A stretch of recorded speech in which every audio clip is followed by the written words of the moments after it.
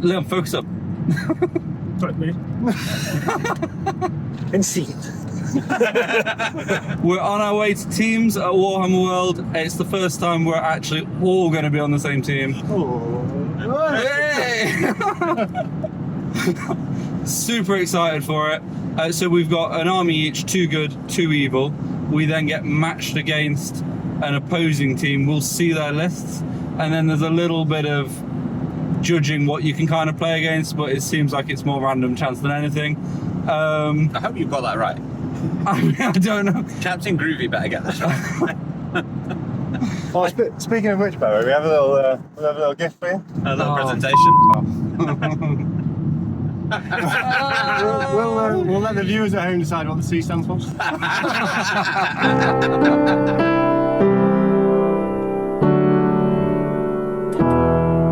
What armies have we bought then? Go on, Aaron. Pits of Dog Wardor. Azog, Keeper, 2 Gundabad captains, Hunter Orc captain, Threaten the Broken, and then I'm going to say 20 Gundabad Orcs and a few Hunter Orcs. And normally I would make fun, but actually you did alright with it at the GT, didn't you?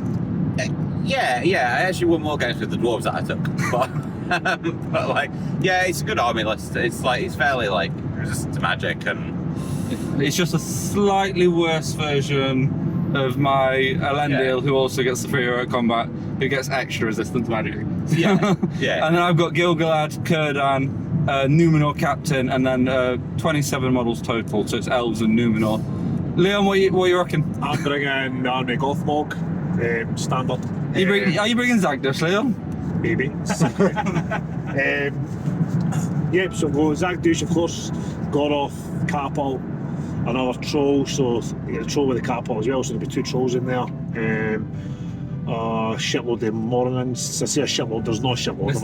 I've got 30 odd models, I'm going to get fucked. But I'm going to have a great time smashing things with the catapult. It's all about the catapult, and in case armies don't like fighting siege engines, we're going to make it so they can't avoid that. Lou, what do you bought? I've got my Founding of Rohan, Earl the Young. You are just sunlight at the moment. You're just sunlight. but that's what I paid. Put your face into the light, step into the light. You come back to us now with the turn of the tide. Left, you might get it.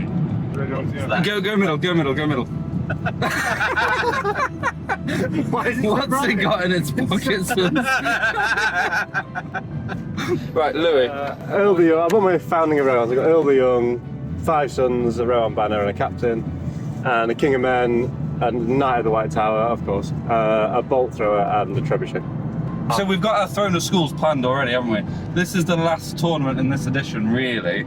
So you've got the best of Last Alliance, the best of Founding of Rohan, Zagdush and friends, and Aaron wants to win. I had to pick an evil army, otherwise I'd have been dwarves.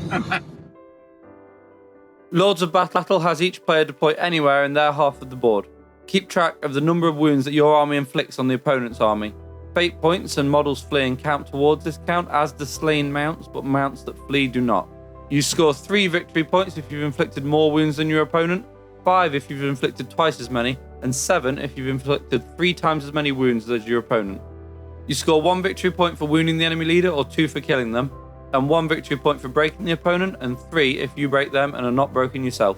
When one army is broken, roll a dice at the end of each turn. On the roll of a 1 or a 2, the game ends. If not, play continues and roll again at the end of the next turn. And there's a special rule for this scenario. Each time your force kills an enemy hero in a fight, one of your heroes in the same fight regains a point of might. I played Kalman. Oh, you had Last Alliance. Well, we put mine out first. Azog died in the first turn. At one point, there was a chance that if Thrain, who he'd taken control of, managed to kill one of my guys, he had outkilled me with my own models. I started with 54 wounds, he put 48 wounds onto me.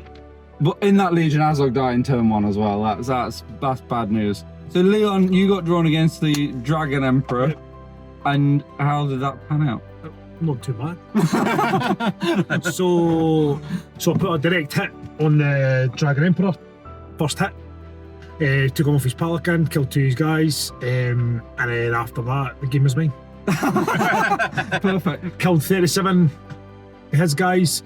He killed 25 of mine. I think I've done about 3 direct hits in the game. Yeah, he's definitely.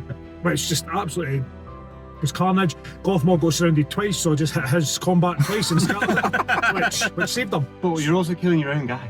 Yeah. You then can't So then they don't get the So kills. I was calling on guys, so can I get the kills? I wonder if you learnt off me or Jake. Wonder. I mean, Jake definitely said to me at one point in the day, do you know the stab yourself rule? Lou, what'd you get? I had Gothmog's Legion. No catapult. There was about 50 guys. It was a bad matchup in one sense because I had all men, and he had obviously his hatred and stuff. But there was a lot of wounds for me to get. So I think if I'd have played really well, I could have done it. There was a pinch point just in front of the trebuchet. So I was going to hold there with my main line and let all the Sons of Earl mow around the back. That pinch point was within about 10 inches, so I pushed out, spread myself a bit too thin. They got mobbed. And Earl went the long way round. By the time he got there, it was done and it was horrible. It was deployment, 9 o'clock in the morning. Yeah, me too. Yeah, how do you play the game? I've never been here before. Yeah, 100%. Major loss though. Yeah. Unlucky. I was playing against a nice guy called Matt who was using the new Arnor Legendary Legion. I was outnumbered 2-1, but in this scenario, that's a good thing. My one-drop warbands of Kurdan and the Númenórean captain meant I could see most of where he had deployed. He had a handful of rangers and Aranath, the new ranger hero, but I had blinding light and just enough bows to win the shooting war if I needed to bring him to me. I deployed with roots for Gilgalad and Elendil to charge through if I took priority on turn 1, but also in a way that meant I wouldn't have to spend valuable might points to call a heroic move if I lost priority, which I did. His heroes were at the back of his line. I was inviting them to challenge my big heroes, but on my terms. He rightly didn't take the bait, but he did leave his heroes at the back. It meant Arvidui was making his whole line fearless within 6 inches, but it also meant his big 3-attack hero wasn't on the front line, cutting through my troops. And to the right, I tried to stay on the attack by bouncing Gilgalad and the Númenórean captain out there every now and again with a heroic combat. Elendil's job was to cut through the centre of the line as fast as possible, in the hope of reaching Arvidui.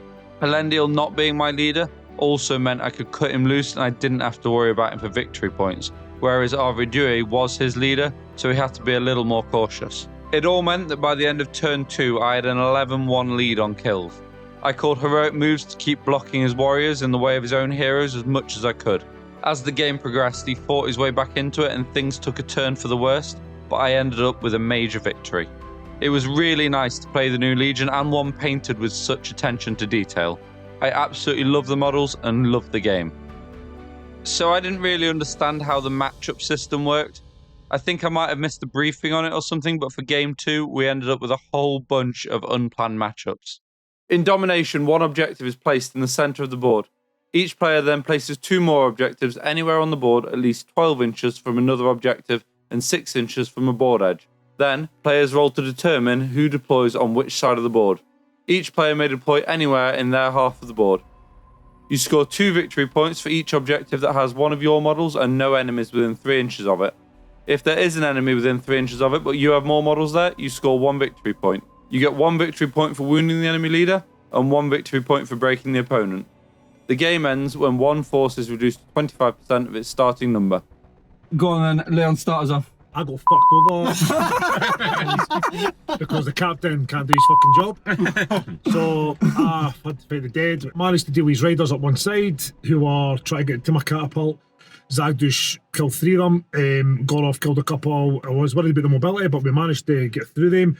The big damage was happening in the middle with the king. So his king came in, not the Witch King, the King of the Dead. He came in and killed my troll and stuff. Obviously one wound, that's it, it's gone. And then we had a wee bit of a mistake. So I was broken, and I stupidly says, I think the game ends now, to the other guy who had just broken as well. Yeah. We rolled on a 1 or a 2. I rolled a 2. Now he thought I only had 7 guys left, which would have had me quartered, but never knew that the guys on my catapult counted. I had obviously just thought, stupidly, I don't know why, that when you break, it's when you're both broken, you do the 1 or 2. I don't know what it was. I'm just Yeah, well, you do in some missions. It was just one of those moments, but I'm a little bitter about it. But no, and it was fine. I just got like, nah, he got the win.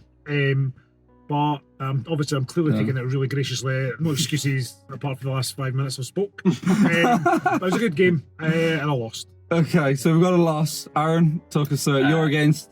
Chris with his Ents. Yeah. Chris works here. It's a tough game. Chris works here, yeah. Chris works here, yeah. It's a tough game when Azog did a heroic combat and killed one Ent, then killed a second one, then did the same thing next turn, but the fourth Ent he killed was treated. Was it you doing Azog and the keeper? Azog on the keeper, but Azog strikes and the keeper does heroic combat. And you And you also use the captain to do it as well. Oh. I felt bad, so I tried not to table him, because I was like, so I won't mob the Ent. The Ent that was down to 2 wounds fought 2 orcs, and we're like, oh, we'll just do last combat. You kind of 25%ed. And then they rolled a double 6 and killed the last Ent to table him. And I won 12-0. You've taken Ents to a tournament. That is... you. Oh, God. I felt bad. Yeah. Rightly so. Then He felt bad as his fist pumping, doing laps at the table. 12-0. You kill 4 Ents in 2 turns. There's some, So we got a win and a loss. Lou, where are you at? You're on the table next to me. I had Bolg and the mercenaries. So the initial deployment, all the objectives were in his half. I gambled. I put all the objectives on the far side. I wanted them win priority and switch sides, like that cool top table thing. So when you lost on table 1 at the GT in the last game, the guy did it to you, and you thought, I was like, Did you enjoy that? yeah, did that feel really good to you? Did it? I lost priority, so then he just had all the objectives in his half. But he only started with like 40% of his models on because they were all mercenaries. So he had Bolg and like one warband. Awesome. Yeah, it's a cool army to And play against. all the mercenaries just popped up behind me, which was amazing. To me, the mercenaries look a bit scary, but they're not. They're still No, they're just goblins. So Yeah. actually, I was like, right, I got a Citadel Guard and a Royal Guard ready to pop objectives. I'll just grind him down. One turn he wasn't broken. The turn after next, 25%. I didn't have time to tag the objective. Yeah. So you nearly killed him down to broken and Nearly tabled him, yeah. but lost 2-1. Oh, So hadn't yet tagged my objectives. I needed one more turn. With Aaron winning but Leon and Louis losing, I had to win to get the team a victory. The scenario fell nicely for me last time out. This time, that was not the case. I had 27 models, and because of my matchup mess-up, I was against 105 Goblin Town Goblins. The game ends when there are 25% of your models remaining. That means, in theory, he'd have 26 models left at the end of the game, which is 1 less than I start with. It was going to be tough, but there was no chance I was giving up. My opponent was Andy, and he was a great guy. He had the Goblin Scribe though, so I placed the objectives as close to the center of the board as possible. I didn't need a bunch of goblins entering play and claiming objectives on the turn that they appeared. If I was going to break them, I needed to give them every chance I could to run.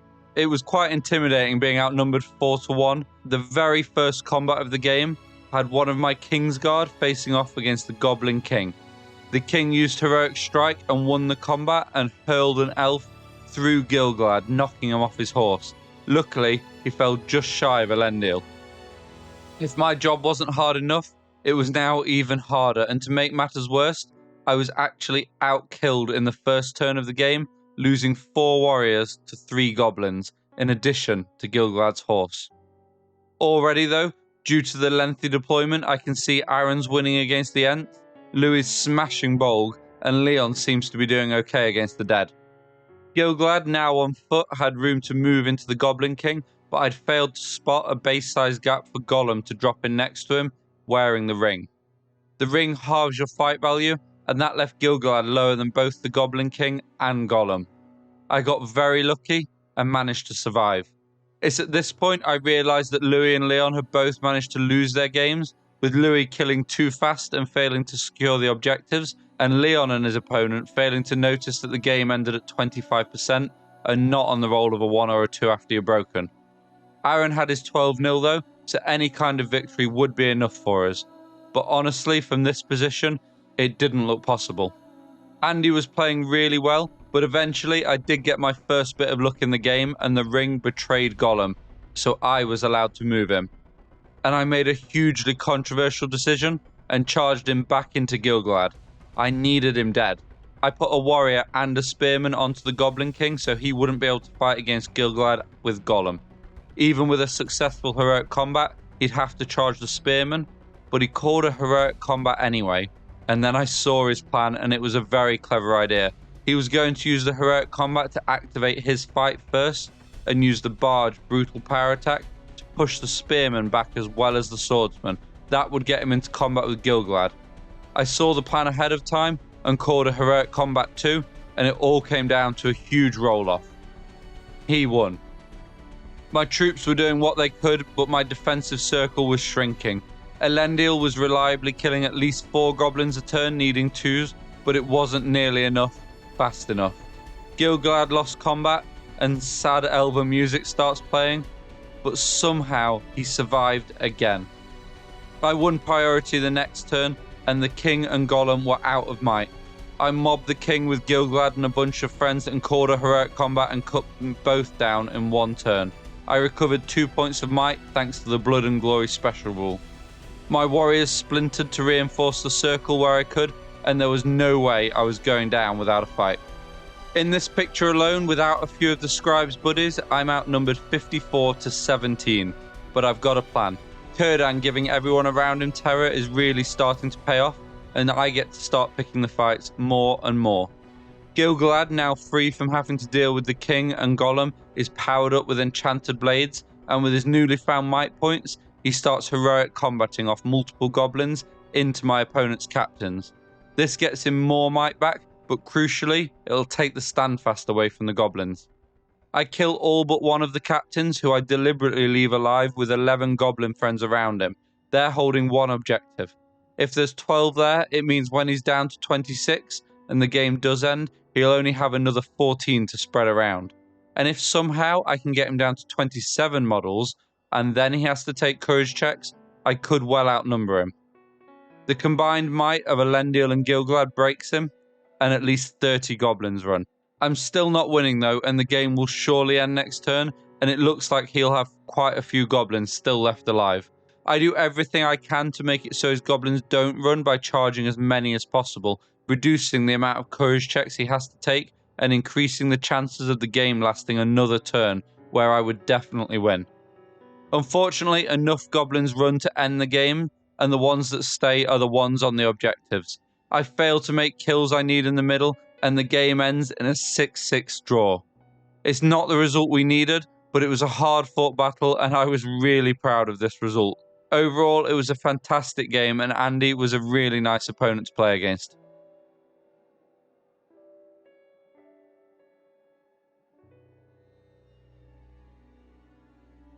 In Heirloom of Ages Past, each team is hunting for a relic, but there are 6 possible locations. Each location is represented by an objective marker. Players take turns placing the objective markers at least 6 inches from a board edge and 12 inches from any other existing markers. To uncover a relic, an infantry model that ends its move in base contact with an objective marker rolls a dice. On a 1 to 5, remove the marker. On a 6, that marker is the relic and all other markers are removed. Might cannot be used to influence this roll. Once uncovered, treat the relic as a light object. Armies enter play using the rules for Maelstrom of Battle, which are on screen now. You score 6 victory points if you're in possession of the relic at the end of the game, or 3 victory points if you are not in possession of it, but have more models within 3 inches of it. 1 victory point for wounding the enemy leader, or 3 for killing them, and 1 victory point if you have a banner alive at the end of the game, or 2 if you have a banner alive and your opponent doesn't. The game ends when one force has been reduced to 25% of its starting number. There's a special rule for this scenario. Before priority is rolled, any model carrying the relic must roll a dice. On the score of a 1, they're transfixed. I know the results of the game, please. I don't know if you guys know. You're going to be really disappointed with me. Go on, Aaron. You start us off. Can we build to a result, please, instead of just going in there with our loss? We know we're going to be disappointed with Aaron, aren't we? Yeah, okay. Go on then, Aaron. Sort out, what were you against? What happened? I was against your list, basically. So you had Last Alliance. Last Alliance, but he just got elves, no Numenor, just Elendil. I rolled 2s for all of my guys to come on. He rolled 6s. But I ended up with the Keeper of the Dungeon in the corner with his small warband. He committed Elendil to deal with it, and then I got lucky and he killed a couple, and then Elendil lost a roll of 4 to beat against 2 Hunter Orcs with 2 spears, so 6 attacks, and he had to use 2 points of might. Elendil ran out of might down in that corner. While I was clearing up, I then just wanted to flip a couple of objectives, so I knew where we'd be playing. And my Felwag managed to flip one that rolled a 6. I was going to say, we heard the shout. Yeah. But It just and then changed completely. it wasn't a shout. You rolled 6. It wasn't a shout of joy. It was No, more it was a shock. shout of, oh, this is complete. So he was here and I was here, and there was an objective like here and here that I thought we'd be playing over. I took one over here, and then the whole game just changed. But then I interpreted the rules as if you have more models around them, even if they're holding the objective. So I let Gil-galad have it and just surrounded him, and then had to get the TO over. And apparently, it's been FAQ'd. Thanks, Jay. And then the game ended with Gil-galad, who dismounted to shield. Wow. He took himself off his own horse. Shame on you shielding with Gil-galad. And then I lost 6-5, but it was a great game, and it was a bit having to get I just interpreted it. Yeah. How I'd interpreted it. So I played Dave. Dave's top lad. He was good because he was helping me through the game as well, which I do need now and again. And he had dwarfs. He had Iron Hills. He had Dane and Fraud, didn't he? Fraud and Iron Hills. And obviously it was Maelstrom, so it was really dodgy. So we started off with the catapult, and he had the crossbow. Was it? Yeah, the ballista. Yeah, the Iron Hills ballista. Yeah. So he had that, and So that's a big shout for him. So he could come on near his own ballista and protect it, or come on near your catapult, because Dane can kind of semi-control that. What did he go for there? He put Goth, my first legion. I rolled a 1. So I wanted to get them on, so I just used one. I used a bit of might to go to a 2. Yeah. And I was like, I'll just let him stick it anywhere because it's my big. It is my big. You just want him on the board, yeah. I've got a troll and everything. I was like, I could do it. So stuck up there. Then I got my shaman on up there as well. So I was all ready to go. Zagdush was starting to come on. Then I couldn't get Zagdush on. Rolled a 1. So rolled a 2 again. Sorry, but he's stuck. Zagdush way down the other end where the catapult was. Yeah. He then rolled. He got his whole army on and put them right between my 2 warbands. Right between 2 asterisks. Got off in his warband, his entire army, and then my other warband. His team was shielding a bit and holding off. I managed to stop his ballista. Well, try again his ballista. Killed a couple of guys. Who was winning that shooting war? Because I guess it's ballista versus catapult. Is that? It was a bit of both. So I got some kills with mine, but he was hitting my troll every time. So I was having to then send it from my troll onto one of my guys. So he killed one of my guys, one of the siege crew. And then he hit the troll again twice, and I had to put on the siege crew. So for 2 turns I couldn't use it because obviously they were not. You need the rerolls with the trolls. So it's not worth taking it with the trolls. So I managed to get a few hits in there. Then Zagdush was obviously my hero. I was just like, well, I'm going to try and get up to the fight, but there was obviously I had to go and dig something up. So apparently Zagdush is shit hot digging. So the game was, I was honest, I was 5 away from break-in. I had no way getting out up there either. I couldn't get away from him. I was just having to like shield and dig in and like try and tunnel, which I was struggling to do. And again, I was trying to stop his ballista just for that one chance to get the catapult, because he obviously kept hammering the catapult. So Zagdush, he was going to table me, and then Zagdush dug up the relic. He never lets you down. He got those now. He just started digging. And the next minute, Dave ran over to the rulebook. And Dave was honestly, top guy. I went and bought my pint of wine. So Zagdush then decided to hide behind the door. Yeah. Right? So he couldn't be seen. So you couldn't even shoot him. And then I came to you and told you the situation. I said, it's time to start stabbing. You said, there is a rule, Leon, where you can stab yourself. Do you know of it? I'm like, yes, you have mentioned it a couple of times. I see. But I didn't have to worry about it, because then the catapult, I just started smashing the catapult into my own guys. And smashing it into his guys, and I was like, well, everybody, it was surrounded, so he started spreading out. So he broke away, and he was leaving like one guy on one guy. He then shielded with Thror against a morning up. And the whole game turned for 1-6. And then I managed to pull a 6-6 draw. Wow, well done, Leon. Well done, Leon. I was going to be like, I thought it was going to be a 12-0 at one point. He's a really good guy with a good laugh and stuff as well. He took it really well, and he was giving me the, you have been unlucky with the Maelstrom. And I was, but he was giving me all that chat, and then bang, 6. I've scored last minute goals in football, and that was better. That's essentially what it was. So we got a draw, a loss. Yeah. Where are we at? You were against Goblin Town, which we thought was, I'm thinking, Trebuchet's Bolt versus Sons of El, and then I saw deployment. Maelstrom. So He had 104 goblins and the scribe. So by the end of it, he had 125 goblins. He went first, 1 priority. Every single one of his goblins all down one edge. So Trebuchet edge. Trebuchet edge, yeah. So the Trebuchet shot first turn, missed, obviously. The bolt thrower shot once, killed one guy. And then the only thing I could do with them, I won priority the next turn. I dragged the siege engines to make a blockade because I decided he's all down one end and I've got the speed with Expert Rider. So actually, I could then go and take the objective. So all on my entire game plan was slow down. Just slow him down as much as possible. Using siege Using equipment. siege equipment. to build. Build the wall in front of my guys, which actually worked perfect. So that slowed him down, just tagging guys as much as possible. He was murdering them. Goblin Town, in the entire game, he outkilled me. What? He literally outkilled me by, I think he killed 30 guys and I killed 25. So then very quickly realised I need to die here. Straight from the first turn, I was like, I'm going to tag these objectives. I tagged the 2 that were closest to him, hoping to not roll the 6. And then the 3 were all down Ael's side at the far side. So tagged all of them except for the one I wanted, because I would never gamble on the 6. So I always save one behind my lines, tag the rest to not roll a 6. So Earl was stood next to one waiting for that one to have to be the one. Yeah. Earl picks it up, runs off, and then it's just about dying as fast as possible. Total score, or what was the result then? 8-2. You won. I had the relic, had a banner. He broke me to pieces, but then I broke his heart. Well, really. My game 3 was brilliant, and in the best possible way, it was dictated by some big dice rolls. My opponent was Gareth, and he was excellent. He'd bought an Angmar list that included quite a lot of new stuff. Werewolves, the Shadow of Rudar, and Aldrak alongside the Witch King, a couple of Barrow-wights, and some Orcs. The first big rolls of the game went Gareth's way, and he was able to choose where my models entered play, so he spread me around the board, and he was able to bring his whole army on together. Kurdan gave me anti-terror and let me cause terror. He was also largely unprotected at the start of the game, so he was public enemy number 1. Twice Gareth used Sat Will on him, and twice I chose to not resist, and he rolled to reduce my will by 1 point each time. That was at a cost of 4 of the Witch King's will to only 2 of mine.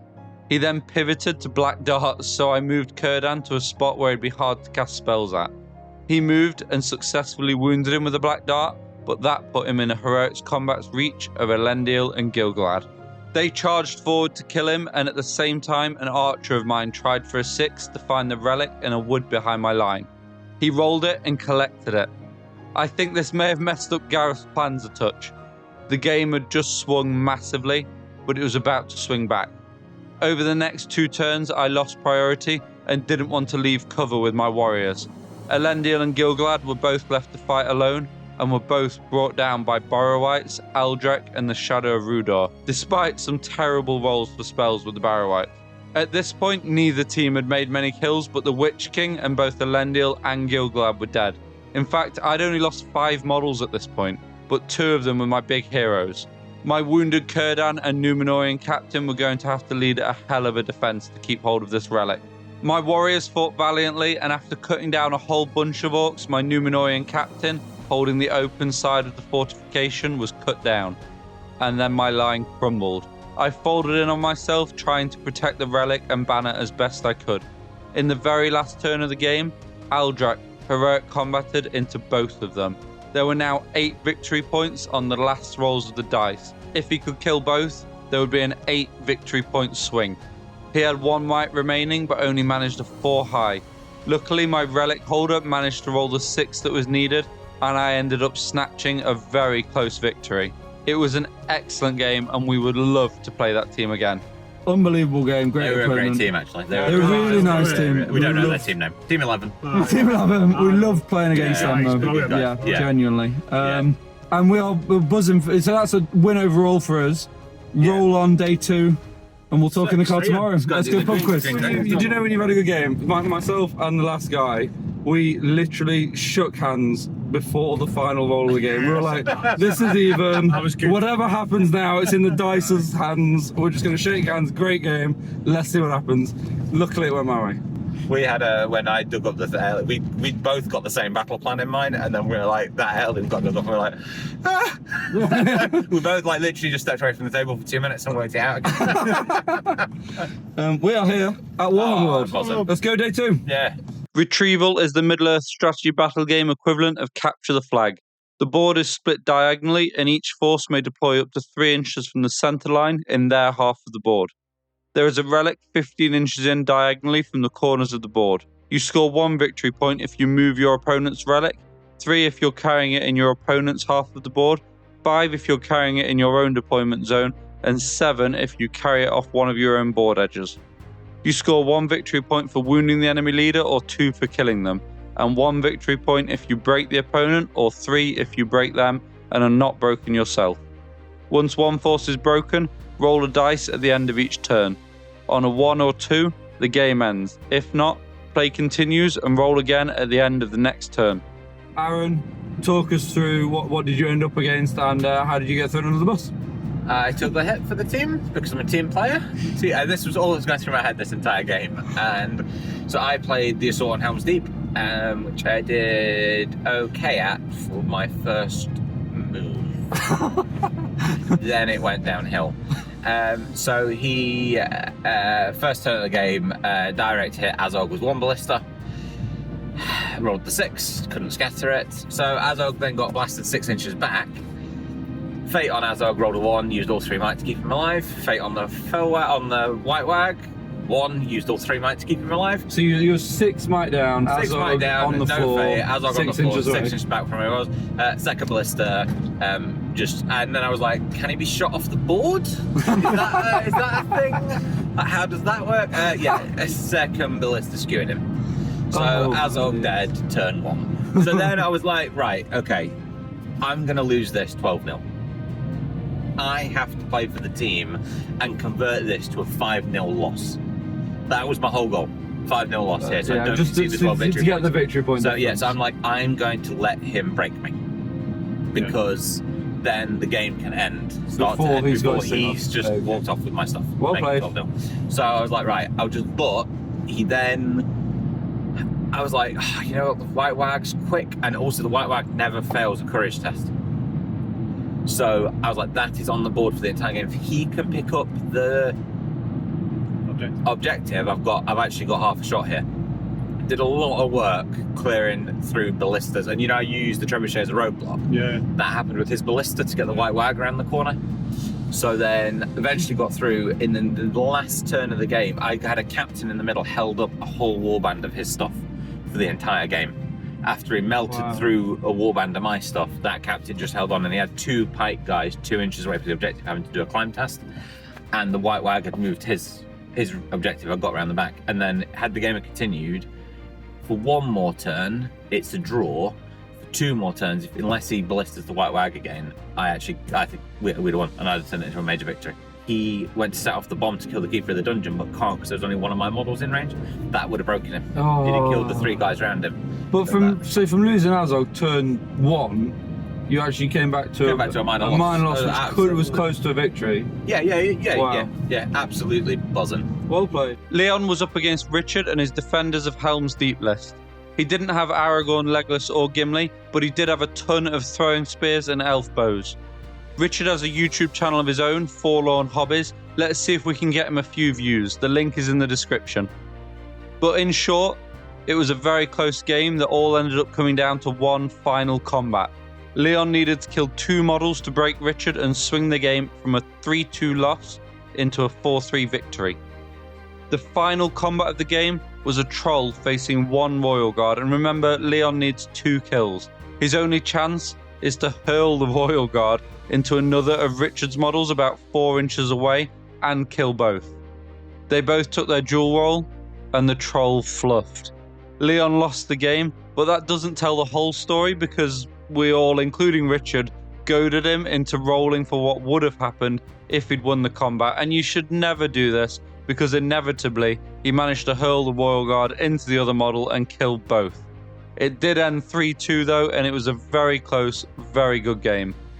And special shout out to Richard's board because it didn't even get nominated as one of the best boards when in my opinion it was easily in the top 3 or 4. It's just such a high standard at these Warhammer World events though, and I'm looking forward to seeing what Richard brings another time. Retrieval is a tough one for my list as I really lack mobility. I decided before turn 1 that I'd play for a 3-0 victory. I was going to try and break him and kill his leader and have neither side move the objectives. My army doesn't work if I spread out, so it was either all attack or all defend, and while I had the archery advantage, I chose to defend. He thought he might win the shooting war thanks to Madril and the bolt thrower, but I'd got myself in the blinding light bubble, so I wasn't too worried. He stayed back with his main army and tried to flank me with a portion of the rest of it. He did make a big mistake though. He didn't include a hero in the flanking bunch, so I jumped them as fast as I could with all 3 of my combat heroes, each of them calling heroic combat so I didn't get bogged down. Elendil then dropped Imrahil with relative ease, and it all started to feel a little bit oppressive. And in the first of 2 firsts over the next 2 games, my opponent actually offered to concede defeat and call it 12-0.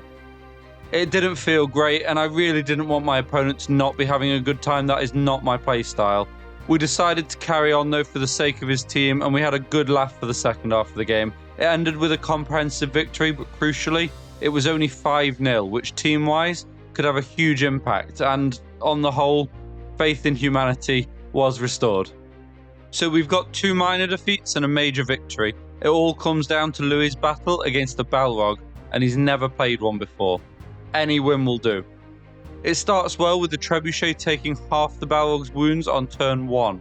That means the Moria army can now break as normal, so he starts trying to kill as many warriors as possible. It's going pretty well, and the Knight of the White Tower even one-shots a cave troll. All the while, Louis has a Rohan captain heading for his own board edge, carrying the objective, which is also looking rosy, until he's whipped into combat with the Balrog. It's a huge moment in the game, but somehow the captain ends up winning the fight.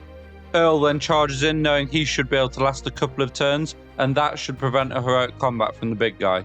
Louis' captain gets off the edge, and then, in the last turn... Trebuchet, the Balrog again, scattered on a 2. All the goblins had just run, so scattered to no one. No, literally all the goblins there. Wow. So you've done it, and then that's 10-1, major victory. Each player secretly notes down one of their own hero models to protect and one of their opponent's hero models to target. This may not be the army leader unless they are the only hero. Also note down a terrain piece in the opponent's half of the board that you'll try to capture. Each army deploys 12 inches in from their board edge. You score 1 victory point if your hero to protect is still alive at the end of the game, or 3 victory points if they're alive and have suffered no wounds. You score 1 victory point for wounding your targeted hero, or 3 for killing them, and 1 victory point if you have more models within your selected terrain piece than your opponent, or 3 if you have at least 1 model there and your opponent has none. You also score 1 victory point for breaking the opponent, or 3 if you break them and are not broken yourself. When one army is broken, roll a dice at the end of each turn. On a 1 or a 2, the game ends. If not, play continues and roll again at the end of the next turn. Louis had another big monster in game 5. This time, it was the Mumuk War Leader.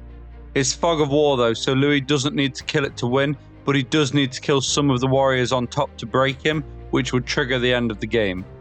His options of target were the Mahud King or Hashari. He went for the King, and his siege equipment came in really useful again.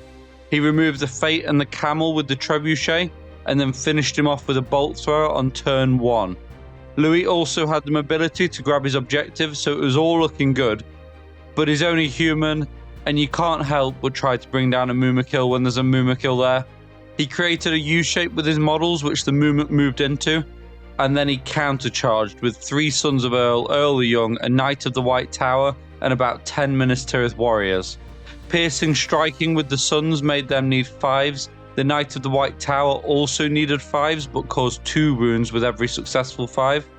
Earl the Young needed 6s, and the Minas Tirith 6s by 4s. Each hero caused 2 wounds, but all of the warriors failed to inflict any damage. The next turn's heroic move-off was huge, and Louis lost the roll.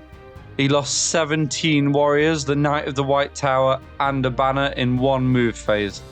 And it ended with a short but entertaining 12-6 loss for Louis. Aaron, you're up against a weird mix, aren't you, in game 5? Yeah, Theodred did very well considering he was dead when Aragorn was king. So, who did you pick and how did it pan out? I picked Theodred because Theodred has to charge, so you can't protect him. So I picked Theodred. I defended the White Wag because the White Wag never fails a courage check. So there's an option to dismount and run away. Yeah. And Azog doesn't matter in this game because there's no points for him. Yeah. And then I picked a left-hand scenery piece. The White Wags are great. choice, to be honest. Because you Well, like, he's also being defended by Azog. yeah. So yeah, I was like, yeah, I'm pretty happy with that. Wow. I got quite lucky that he spent some might on heroic combats, and then both Faramir and Theodred rolled 4s in combat. Once when I got them both surrounded, so they had to go up to a 6, so they went out of might very quickly. Wow. Yeah. Then murdered Faramir. He thought I'd chosen Faramir, which is a real shame because he was like really like, oh, you've won. Yeah. Then I basically used. We should say this is Oliver Hammond, son Yes. of beloved patron Julian Hammond. Yeah. He's still alive. I think I may have introduced him as beloved patron in the previous video as well. Okay. So and that was good. And then basically in the last turn, which turned out to be the last turn, I didn't know.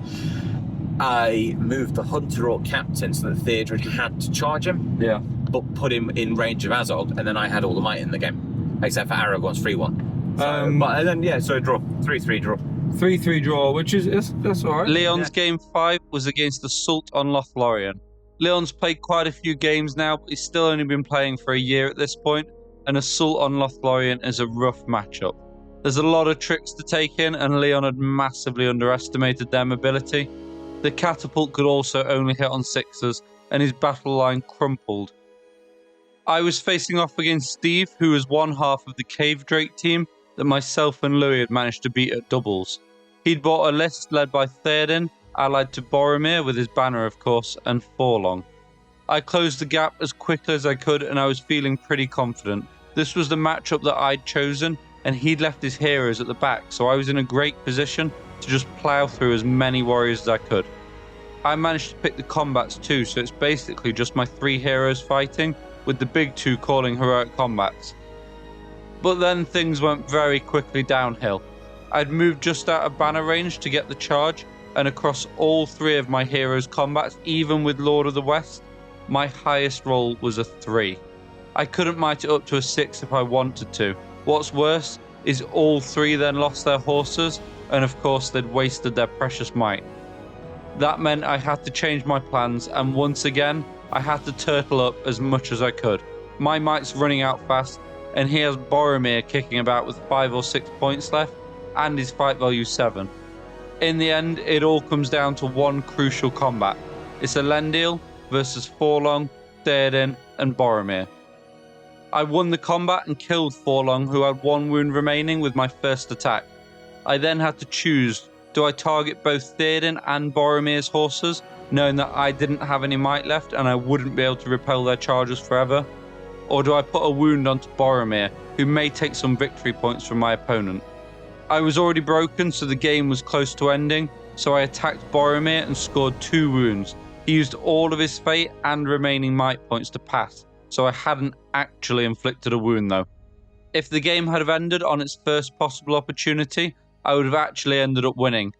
And I was kind of playing for this 1 in 3 chance after the disastrous first turn, but it went on for quite a few more turns, and Theoden heroic struck to kill Elendil. And then comes the second of my firsts. At one point only Círdan and my banner were alive, but the game still didn't end, and for the first time ever, I was tabled. In the last turn, the game still didn't end. I got tabled. I actually got tabled. My Literally last tabled. Lauren Bowman ran. Yeah, Tabled, literally 9-3 loss. Absolutely gutted. So we finished 12th out of 20, which I think as a team performance, that was all right, wasn't it? I'll take that. The tournament format, there was a little confusion, wasn't there, about who matches who and Yeah, things like that that. could have been a bit clearer. But actually, the format itself, playing as a team is enjoyable, and going watching and cheering people on. Yeah. Awesome, great tournament. We'll hopefully go really back again soon. And the next one is Throne of Schools. All 4 of us are going. We've got some big board plans for that, some really cool thematic armies. 1,000 points. See you there. Thanks for watching. Yeah. Cheers. So game 2. I'm just going to apologise to future Jake there. I forgot to press record. Sorry, Jake. More? Have you just farted? Who's farted? Which fuck's he? Oh, now the sound's gone. Oh, God. I've got to edit this shit. Swirling around. Not even 1 minute on the road, right. There's some good display boards as well, aren't there, this time? I mean, Yeah, that's. Leon and Lewis, I'm absolutely loving. You've got to send the photos of Leon then with the. Oh, yeah. That's incredible. Yeah. We've got a rock just about to hit Gothmog and the troll kind of looking over and the orcs kind of stepping back. It's awesome. It's framed really nicely. Hopefully it's on screen now. And then Louis, you've got your founding of Rohan from Throne of Schools, what, how many years ago? But like, Yeah, still Still good. classic. it's your Still first. great. It's a classic. It's your first ever display board, though, isn't it? Yeah. In fact, you know what? Mine's my first ever display board, and Leon's. This is your it's first my ever display board. Yeah. Huh? We're doing it. It's a great two choose greatest sets. It's funny, it's first ever display board. You used to have a painting award for doing a display board. My own personal, on my own. Thanks for all the help on the other one, Leon. So proud of. thanks for staying out of shot when I was doing that board building video. No way I literally took my dollar's petrol from wall to put my see what you want. I'm owning it. If you The troll's good at times, Yeah. but Farts. the trolls are so hit and miss. So? Louis farted. Oh, You smelly bastard. Definitely not Irish. we did this on the way in. We don't need this. Oh no. Oh. I've got. I don't want to go back and edit that. It's going to remind me of that taste in my mouth. Well, spicy chicken burrito. Spicy chicken burrito. Yeah. Ed bought a really special big dice to roll for when I need him to roll a dice, and it's like that big. And I said, well, can you just roll it down the middle of the board? Just knock the models Just knock over. everything over, and then me and Calvin can just go, it's a draw. So. Stop wrestling the thing. Game 2. It's going on. It's going on. Oh, Oh, I love it. Oh, I love it. Is that the army you'd wear it on? You put it on the wrong arm. What do you mean? Everything wrong. You literally did everything wrong. I'm hoping it comes across on the channel how much I just struggle to interact with people on a normal basis. Now walking in as captain, no thank you. But as captain, It doesn't come across on the channel, but anybody that's met you in real life it probably picks up on it. Yeah. and then and then you got Diggy with the swords. And then Sandush came in the floor and then hid behind the door because he's the greatest warrior that's ever left Mordor. Near the end I was getting through, Zagdush was plowing through as well. Yeah, Zagdush survived. Zagdush survived. That's all we need to know. I mean, all joking aside, he done so much. Like, I know I like to film him, but he killed about 8 or 9 on his Wow. own. So he was plowing through. If anyone is wondering why we're talking about Zagdush so much, Leon. Just watch any video with Leon. And watch any video with Leon, you'll understand what Zagdush is all about. And crucially, we went to the pub quiz last night, and they have a round where people act out different character poses. They've got pre-printed list of Go characters. tell them answers in the comments of what you think this photo, what Leon's doing. They got pre-printed pictures of what you've got to reenact. Everybody did an amazing job. Leon goes up, and the guy's like, "You're not going to believe who you've got." I'm like, "No, surely not." And this is what it was. That'll be on screen now. Thank you for doing it again, Louis. Oh, Louis! Fuck! Right, we're done. It's done. Oh. Goodbye. That's disgusting. I'm chewing on it.